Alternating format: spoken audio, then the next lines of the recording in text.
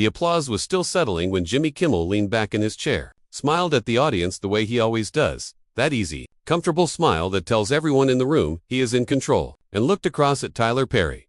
The crowd was warm, the energy was good, and for the first 10 minutes, everything felt exactly like what it was supposed to be, a smooth, well-oiled late-night interview with one of the most recognizable names in entertainment. Tyler Perry settled into the chair the way a man does, when he has done this 1,000 times, because he has sat in these seats, answered these questions, laughed at the right moments, deflected at the right moments, and walked away every single time without giving an inch more than he chose to give. He is a man who built an empire on his own terms, and that means he does not walk into a room, any room, without knowing exactly how he plans to walk out of it. Kimmel opened the way you would expect. He talked about Tyler's career, the movies, the plays, the studio, the business side of things that people love to bring up because it is genuinely extraordinary. Tyler Perry built his own studio in Atlanta, a massive, sprawling complex that sits on land that was once a Confederate Army base. And there is something poetic about that, something that Tyler himself has spoken about with obvious pride. So Kimmel went there first, as a kind of warm-up, a way of letting the audience remember just who they were dealing with. You built something that most people said couldn't be built, Kimmel said, and the audience clapped. And Tyler smiled and nodded and gave the answer he has given before, about faith, about persistence, about not listening to the people who tell you your vision is too big. It was a good answer. It was a real answer, but it was also the kind of answer that comes out smooth because it has been said so many times that the edges are all worn down, and then Kimmel shifted. It was subtle at first. He asked Tyler about the criticism, not about any specific criticism, just the criticism, the way he said it, leaving it open. Like a door, he was nudging instead of pushing. Tyler took the question in stride. He talked about how any person who builds something publicly is going to face critics, how that is just the nature of putting your work out into the world, how he learned a long time ago not to let other people's opinions define what he does or why he does it. But some of it gets pretty personal, Kimmel said. Some of it isn't really about the work, is it?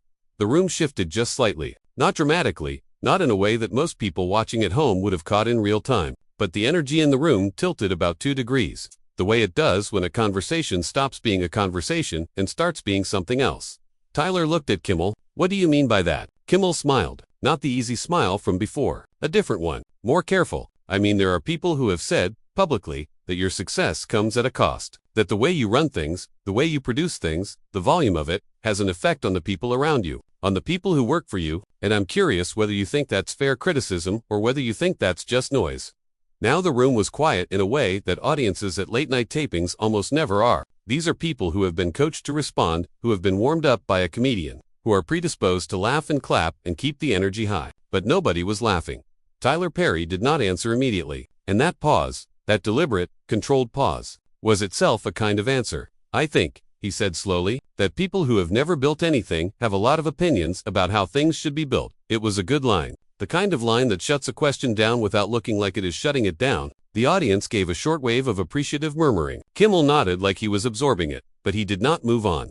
That's fair, Kimmel said, but I want to push back on that just a little bit, because some of the people raising those concerns are not people on the outside. Some of them are people who worked inside your operation, people who say they admired you enormously and still came away feeling like something wasn't right. Tyler Perry's jaw tightened. It was brief, barely visible, but it happened. And anyone who has watched enough of his interviews knows that Tyler Perry's jaw does not tighten. That is not something that happens in these settings, because he does not let it happen. I don't know who you're talking about, Tyler said, and his voice was still level, still controlled, but there was something underneath it now, something that had not been there a few minutes ago. I'm not talking about anyone specific, Kimmel said. I'm talking about a pattern of conversation that's been out there for a while, and I think your audience, and my audience, would appreciate hearing you address it directly. Rather than around it, I talk to my employees directly, Tyler said. I don't need to address anything through a television interview. But you're here, Kimmel said simply, and then, because sometimes the most pointed thing you can say is the most obvious thing. He just let that sit there. The audience was so quiet you could feel the weight of it. This was not what anyone came here for. This was not the Tyler Perry who shows up and tells heartwarming stories about his mother, or cracks a self-deprecating joke about Madonna, or gets emotional talking about what it means to see young black filmmakers coming up behind him. This was something rawer than that, something that had not been packaged for public consumption. Tyler leaned forward slightly. What exactly are you trying to get me to say, Jimmy? It was a direct question, a pointed one, the kind that takes a conversation and forces it to stop pretending it is something other than what it is. And the way he said Jimmy, not in a warm way, Not in the way people use first names to create connection, but in the way that marks a line. Told everyone in that studio that the temperature in the room had just changed in a way that could not be walked back. Kimmel, to his credit, did not flinch. "I'm not trying to get you to say anything," he said. "I'm asking you a question. There's a difference." "No," Tyler said, and he said it quietly, which somehow made it land harder than if he had raised his voice. "When you frame a question the way you just framed that question, you're not asking, you're leading. And I've sat in enough interviews to know the difference between someone who's curious and someone who walked in here tonight with an agenda."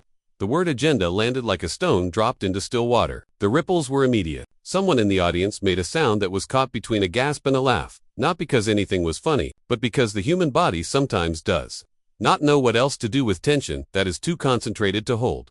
Kimmel let a beat pass. He nodded slowly, and then he said, "Okay, I hear that. And maybe you're right that the framing wasn't perfect. But I don't think the question is unfair. I think it's a question a lot of people have wanted to ask for a long time, and the fact that it makes you uncomfortable might actually be the most interesting thing about it." Tyler Perry sat back, and for a moment, just a moment, something crossed his face that was not anger and was not composure. It was something more complicated than either of those things. Something that looked, if you were watching closely enough, like a man deciding something, and what he decided, it turned out, was to stop being careful. "You want to talk about what's fair," Tyler said. "Let's talk about what's fair."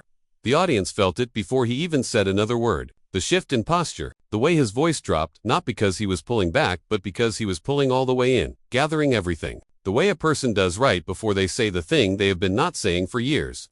"Let's talk about what it actually costs to build what I built. Not the version people write about, not the version that makes a good headline, but the actual cost. Because I don't think you know, and I don't think most of the people who have opinions about how I run my house have ever had to run a house."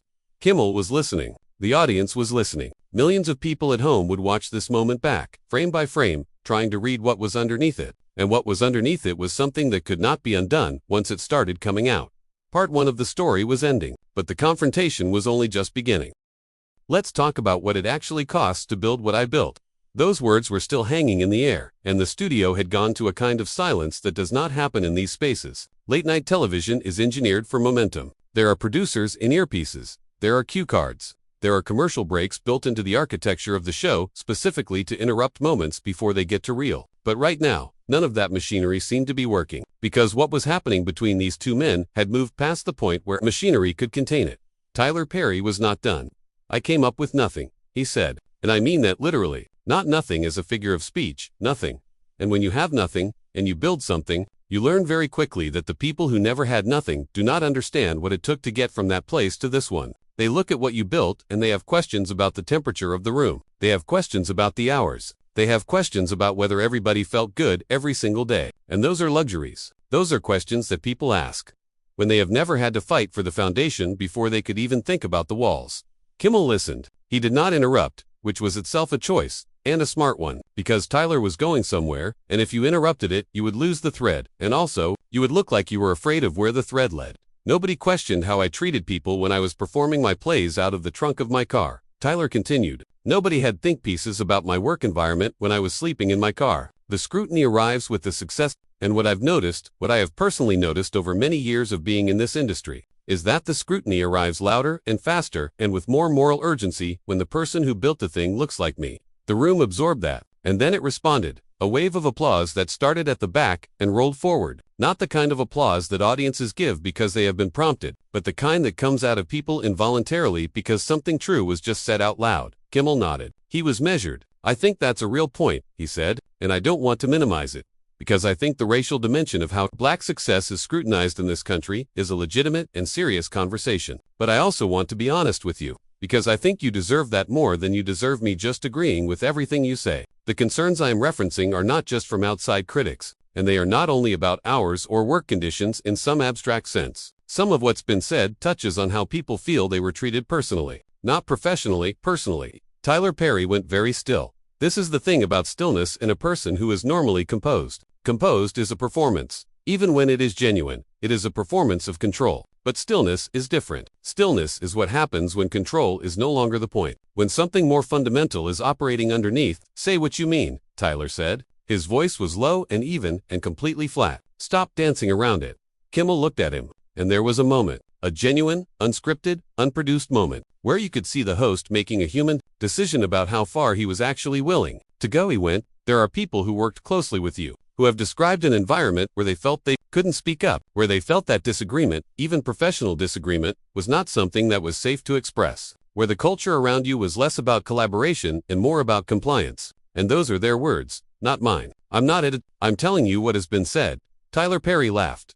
Not a warm laugh. Not even a bitter laugh, exactly. It was the laugh of a man who has just heard something so far removed from his own experience of events that his first instinct is pure disbelief. Compliance, he repeated. That's the word. That's the word they used, right? Tyler sat forward. So let me ask you something. Jimmy, you run a show. You have a staff, you have writers, producers, directors, a whole infrastructure of people who work under you and with you and for you. And every single day decisions get made on this show because you have the final say. That's how it works. That is how any operation that has a singular creative vision works. The person with the vision makes the calls. And sometimes those calls are uncomfortable for the people around them. That is not a character flaw. That is leadership. That is what it looks like when one person is responsible for the outcome and takes that responsibility seriously. I think most people would agree with that in principle, Kimmel said carefully. The question is where the line is between leadership and something that shuts people down in a way that isn't healthy. The line, Tyler said, is wherever the person who has never had to draw it decides it is. That's always how it works. Somebody on the outside, who has no stake in what was built and no understanding of what it cost, gets to draw a line in retrospect and tell you that you were on the wrong side of it. Or, Kimmel said, and his voice was quiet but direct, the people who were actually inside it draw the line, and you just don't like where they drew it. The silence after that sentence was different from the silences before it. This one had an edge. Tyler Perry looked at Jimmy Kimmel for a long moment, and the audience, all those hundreds of people sitting in that studio, seemed to collectively stop breathing. I have poured everything I have into the people around me, Tyler said. I have given opportunities to people who could not get in the door anywhere else. I have written checks that kept families fed when projects fell apart. I have shown up for people, personally, privately, in ways that will never be discussed on any television show, because that is not why I did it. I did not do it for credit. And what you are sitting here describing to me tonight is a version of my life and my work that I do not recognize. And I think you should be very careful about presenting something you read somewhere as though it is the definitive truth of who I am and how I operate.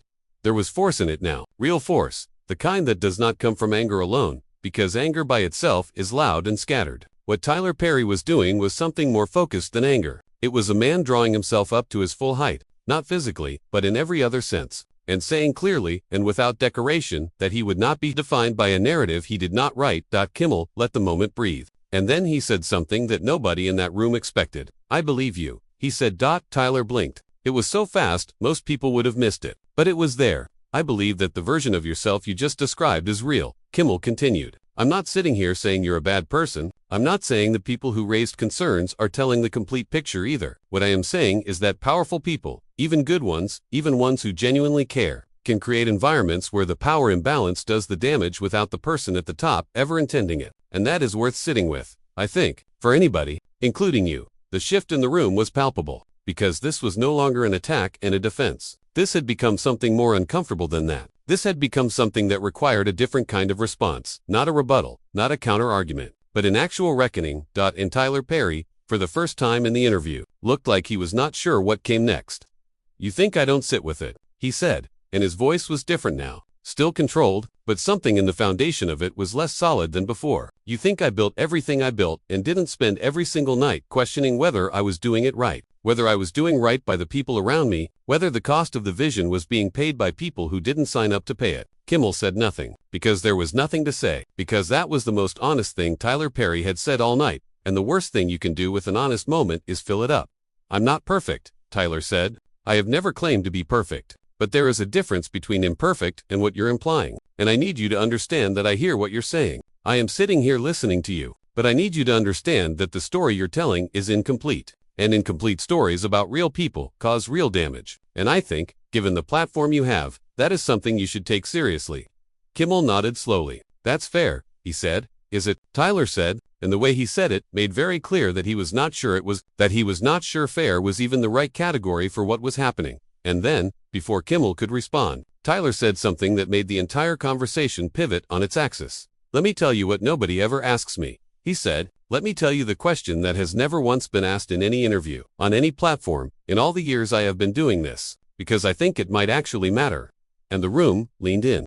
All of it. Every person in that studio, the producers, the camera operators, the audience members who had come here expecting to have a nice time. All of them leaning forward at once, because whatever Tyler Perry was about to say, it was clear that he had never said it before, and it was clear that once he said it, there would be no taking it back. Let me tell you the question that has never once been asked. The studio was holding its breath. You could feel it, that particular quality of silence that only exists when a room full of people has collectively decided that whatever is about to happen matters more than anything else happening in their lives at that moment. Phones forgotten, conversations abandoned, everything pointed in one direction. Tyler Perry did not rush it.